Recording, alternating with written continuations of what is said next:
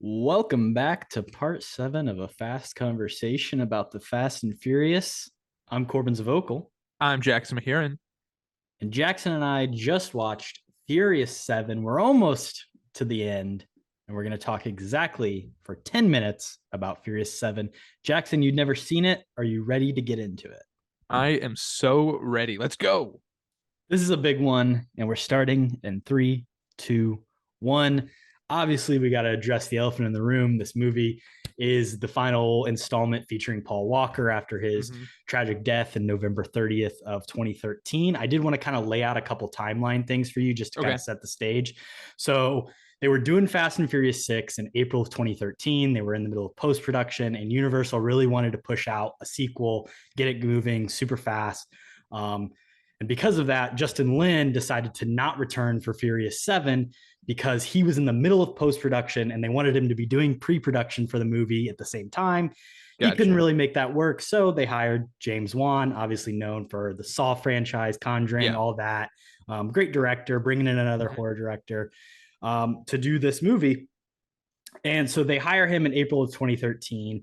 And it finally in uh, September of 2013 is when they begin principal photography. So they shoot hmm for about 2 months. Paul Walker passes away. They take a quick break. They announce at the end of December that they are still going to have the movie come out, and it's going to come out in the summer of 2015. They resumed filming April 1st. So that's 6 months, 5 months after his death. They shot for another 8 weeks. They used Peter Jackson's Weta Digital visual effects house. They made Gollum, Caesar, and Planet of hmm the Apes, all of the best visual effects of the early 2000s. They were really restrained with what they were able to do. So then they brought in Paul Walker's actual brothers to do a lot of stand-in, so they didn't have to recreate his entire body, Yeah. and instead just do face replacements with either old footage they had or digitally do it. And then I think there was hmm an actor John Brotherton, who they also brought in. So those three did about 350 visual effects shots that they had to reshoot and replace with Paul Walker. Wow. And then I think like 260 of them were just all computer generated faces. And then about 90 was like actual footage of hmm Paul Walker's face from the previous movies or outtakes and such. Yeah. What did you think about the way they handled his death? Honestly, I thought they handled it really well. I'm all for like a hero riding off into the sunset. So like that Literally into the sunset. literally, yeah, they really do that. To the tune of Wiz Khalifa and Charlie Puth, of course. Yeah, yes. That song rocked the airwaves back in high school. Like it was a huge part of my drive home. Um, yeah, I don't know. Like I feel like given the circumstances, they handled it really well. As far as like replacing a deceased actor with like a digital replacement, this to me feels like the most like They got honorable his way to brothers do to it. do it. Yeah, Yeah. it feels Have you seen these respectable. guys, Jackson? No, do they look like exactly If you alike? took both of them and put them together, you would get It's Paul them. Walker. It's like Really? Wow. they're each have half of Okay. him. Yeah, So and they honest, it works. yeah, I think it works really well. Again, I do think it's like honorable, but also I feel like I didn't really notice like a real change of pace of like his inclusion. Like you can tell that Vin Diesel is like kind of like the head of the movie, but that's kind of felt like where it was going anyways for these past couple movies.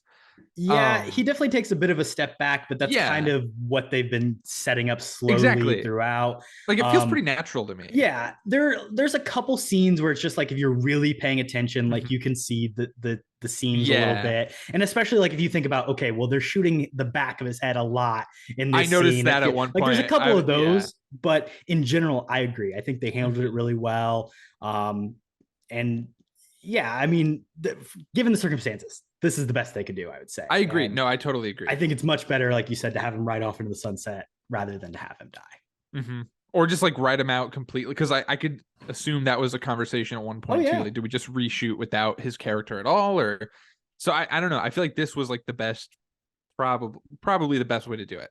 Now, and of course, like I don't want to like Universal was being greedy, trying to push out the next sequel. But had they Mhm. not like been pushing on Furious 7, they probably would have They never filmed they wouldn't have. anything. And Yeah, who exactly. knows what happened. So I guess they're consider it lucky that they were at least, get things started. And hmm obviously, rest in peace, Paul Walker. Very unfortunate Yes. hmm situation. Let's talk about the rest of this movie. What else did you think about it? The rest of this movie is also insane. Like I love that it's heartfelt and sweet at the end, and it really is. But like everything else is so crazy in the most fun way. The Rock breaking out of his cast is something that I knew was going to happen, and have been so excited to see. So He's hyped. really sidelined in this one as well. He Gets really hurt is, early yeah. and then comes Mhm. back later. I think he was filming something first and he came to filming a little bit later. So maybe they had planned that. But Mhm. obviously, in this next movie, we'll talk about the him and Vin Diesel feud that Yeah. begins to happen throughout. Is this the movie where their lineup shot is just like So, insane? well, okay, we talked about that. Apparently, that final shot of Furious 6, where they're like Mhm. looking Yeah, in yeah, different yeah. directions, that was not filmed together. And it Yeah. was part of the beginning stage of it. This Mhm. one, I mean, they really don't have any scenes together. Yeah, And they just by don't at virtue all. of the story, it kind of works out. 8 is the one where they're completely separated the entire film, except for one scene where they filmed it separately. Do you But think they're that this do you think they wrote him out in this to like maybe accommodate to that weird feud that they had, or was that just coincidental? I definitely would say it probably played a part in it Yeah. as well. But no spoilers for future movies. We'll talk Cool. more I'm about excited for that. The Rock and such. This one's really interesting because like they're fully good guys again. Like they are not Yeah. like since 6, like it's over. They're gonna be heroes. They returned home to LA. Mhm. They've got everything good going for them, which I think is for being like a big box office hit for like families to get people to go. That's kind of the angle you have to take. Like you Yeah. can't have them still be international criminals around 7. I You got to kind of bring in, liked it, but I get it. yeah, like it's kind of a weird twist when you start to think about it, but whatever. Owen Shaw, the man, Mhm. Jason Statham, finally in this movie. What did you think about him as the big bad? He was fun. He was charismatic. He was talking shit, but he backed it up at the same What time. about when He him and Vin Diesel played chicken with each other and drove their cars straight That into was each other like awesome. 6 times? That was great. Yeah, like the whole like sending the bomb to the house, which is like, man, that's pretty hardcore, you know. Oh And then yeah, like pairing that up with like the phone call from like the retcon that took place in the Tokyo Han, Drift. yeah. Yeah, there's so much going on there that I actually really liked. But yeah, I thought he was cool. I'm really curious to see how we see him in like a spin-off with The Rock, but should be cool. Yeah, well, and then the cool thing is like these movies are so much about family, so it makes sense to make like your villains also like a family A that hates family. you. And we will continue to get deeper into Yeah. their parents and such in further movies. So look But then forward to like that. yeah, you have this whole fight like on like the parking garage towards the end where like they have like pipes, like they're like lead pipes or something, and it's almost This is a street fight and with it's metal almost bars. and it's almost supposed to elicit like a lightsaber duel. But it's Yeah, it's like it's they're like it's so knights goofy. fucking fighting with swords. This Yeah. movie's crazy. And then like you have like you have Dom like Hulk smash the parking garage and a piece of it like falls like a floor down. It's like, all right, cool. Like we're just doing this now. Well, and then of course the big stunt, I think the one that everybody calls back in this movie is the Yeah. building jump in Yeah. Abu Dhabi. Of course, we get Ronda Rousey right before that, but I mean the She was building jump is bad insane. too. She's not good at acting. I She will say. I was shocked at how low the bar could go past Gal Gadot and Vin Diesel. I was really shocked. But physically, as a performer, she works. She's Like she's great, in the same thing. totally. She's like just like a WWE, obviously real UFC Not stuff, but as like it's the good, but same yeah. thing. Yeah. Yeah.